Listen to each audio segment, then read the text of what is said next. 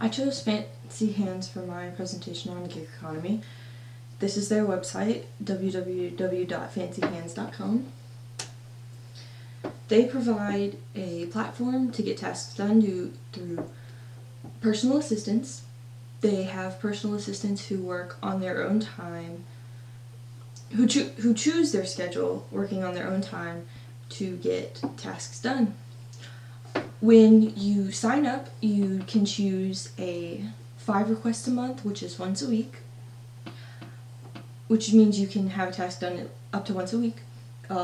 There's 15 times a month, which equals a few requests a week, or 30 requests a month, which is 1 request a day. Or if you have a more serious task or a more time-consuming task, you would choose a dedicated assistant.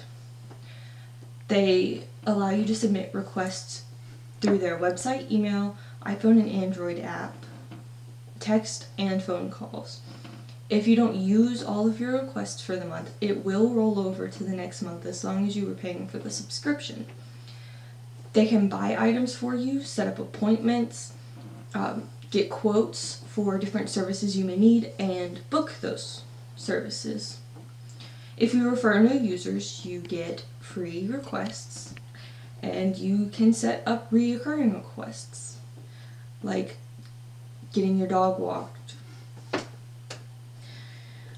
So how you use Fancy Hands getting started, you would create an account through their website or one of their apps, or through their app, either on Android or iPhone.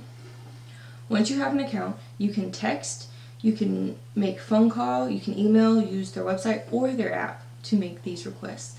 And this is how their app screen would look through Google Play Store.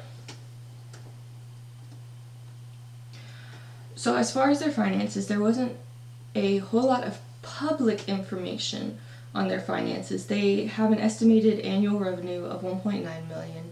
They have raised $2.3 million in funding through investors, which a couple of those investors are Resolute Ventures and BetaWorks. And some of their biggest competitors are Red Butler and MyTasker. And my graphs here show the increase of followers over a couple of months.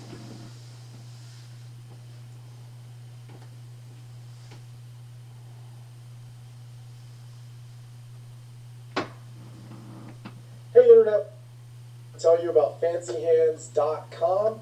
FancyHands.com is one of my favorite sites because it's not only saved me money, but it's made me money. And the idea of Fancy Hands is that you have a virtual assistant that you can dedicate your tasks to. And when you dedicate those tasks, it saves you time. You can use that time for income generating ideas or just relax and live a stress-free life. So here's an example of a Fancy Hands request. I asked my virtual assistant to get 3 quotes of places that would fix an iMac screen, and the virtual assistant did that. And then I had Fancy Hands contact one of those places and arrange a repair. So it's real smooth. You can use this for doctor's appointments, for shopping, for research.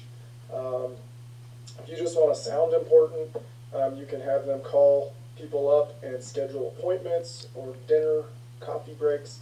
There's all kinds of things. It's really limited just to your imagination. So the more you use Fancy Hands, the better you get at it, phrasing those requests and getting stuff done. So fancyhands.com. If you're watching this video on the blog, you can see examples of my tasks, and I've also included a link to the Fancy Hands site where they have example tasks as well, so you can see what you can do with it. So fancyhands.com, if you'd like to sign up, use my link below. I get a few referral credits, extra tasks that they give me for referring people. So I love Fancy Hands. You'll love it too, and give it a shot. Peace out.